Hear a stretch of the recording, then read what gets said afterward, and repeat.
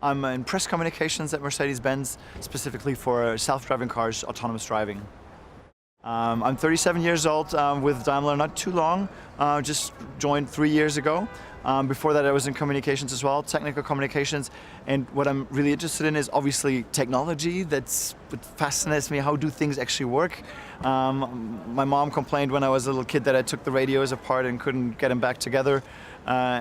Anyway, right now I tend not to do that. I talk about it, and the most interesting part at the moment is obviously how something works, but what does it change in society? And if it has a big impact on that, that's something that I really go by, and I'm glad that I can do that with self-driving cars, because we can talk about how do they function, how do they work, but most interestingly, what will they do to you and me, and how will they change our lives? Self-driving cars are really fascinating. I think they give you the time of your life, meaning, I mean, not like a Dirty Dancing, obviously, but they give me time to do something else. And yes, I do like driving, obviously, most people do in a way, but not in everyday situations where you're stuck in traffic or have a very monotonous, like the same routine over and over. If I could do other things, sleep, eat, work, watch a movie, that's something I'd really, really like. And the potential of cars that you don't have to drive yourself, they're changing society in a tremendous way, and that's why I think a lot of people have a big opinion on it, and I can't wait for the self-driving cars to actually be here. When I talk to people, most of the time I have the impression that they think self-driving cars are just around the corner, or that you just need to flick a button and they're there. That's not really the case. There's a lot of work that needs to still be put into the cars, a lot of data to be gathered, situations to be analyzed, and people are driving differently in different countries. There's different traffic rules. They might look familiar, but yet there's these little things that you really need to pay close attention to. That's something we really want to work on and show the people what it is that we still need to work on, so that they understand that they are definitely coming, but it's a technology project that needs some development work still, and once it's there, that they ideally appreciate it for what it is, that it's a really well-crafted masterpiece in whatever way. We're working on that, and I'm really excited to go on this journey and communicate this effort that we're actually doing.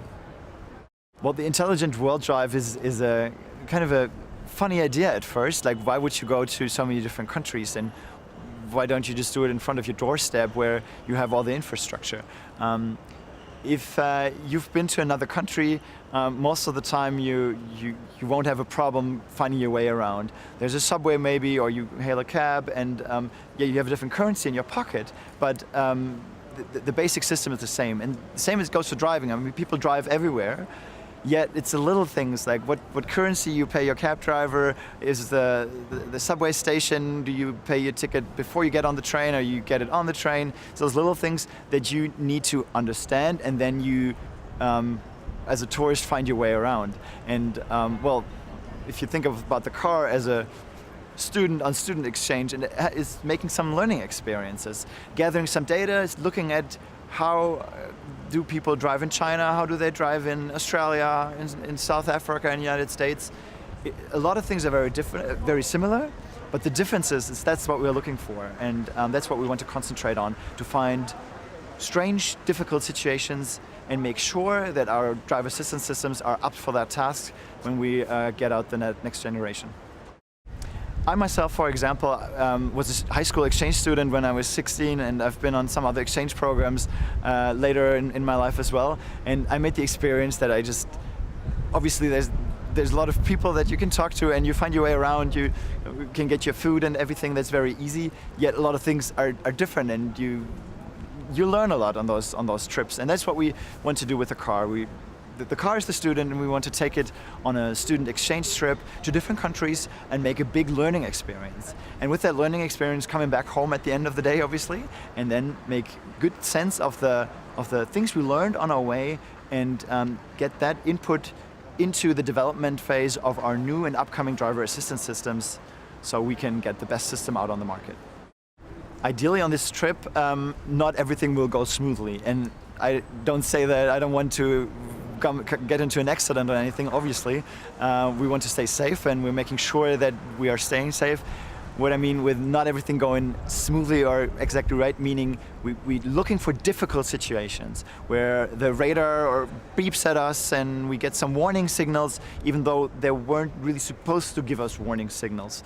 And when we get that, we can look at the data that we gathered, see what did the car sense, was it the correct thing, or maybe we need to tweak and twerk our algorithms of the car a little bit more so that we can safeguard the system even more. Safety is a big priority for Mercedes-Benz, and we put a lot of work into the so-called false positives, meaning when something is wrong, obviously the car should step in and save us, but if something is right, it should not give us an alarm, because if that is happening, I'm annoyed and might turn off the system.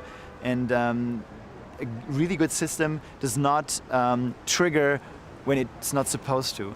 And by trying to find difficult situations, we can get that data in order to really make sure that those false positives are taken care of. The Intelligent World Drive will take us, after we started here in Frankfurt, to Shanghai in China. Our first stop, very exciting city. I've been there once, and it's crazy but beautiful, and China is very different, so it's quite a big challenge as a first step. Afterwards, we're going to Australia, huge country. We can't manage to drive all around, but Melbourne will be our destination there. Beautiful city again.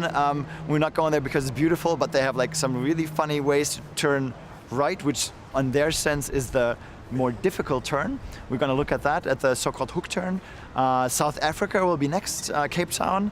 We're going to cruise around there. We'll find some difficult spots there, definitely.